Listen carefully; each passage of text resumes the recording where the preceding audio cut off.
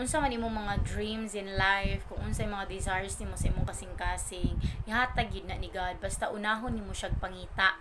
Dili ta mag-una-una og pangita sa atong mga desires, sa atong kasing-kasing, kay tungod di gihapon na siya dugay. Dali lang, yes, naa karon, pero dili siya magdugay kay tungod di na siya gikan sa Ginoo. So kailangan gyud mangutana sa ta sa Ginoo, makipag-istorya sa gyud ta sa Ginoo kung para ba gyud ni sa ako, Lord, kung gikan ba gyud ni sa imuha, Lord. Naabay uban nga dili gikan sa Ginoo. Yes, kanang kay tungod nagbuot-buot lagi ta sa atong mga decisions in life. Mangutana sa jud ta kay God sa iyahang purpose sa atong kinabuhi diri sa kalibutan, kung unsay para sa ako, Lord, kung unsay gusto nimo sa ako, Lord. Ana, dili ta magbuot-buot kay malangay lagi ta.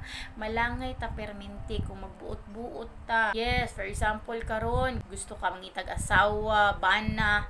Yes, mo una imo gipangita karon. So kung gusto ka mangita og perfect nga bana, unaha sa og pangita ang Ginoo. Makipagrelasyon sa ka sa Ginoo, pangitaon sa nimo ang presence ni God. Magbuild ka og relationship with the Lord.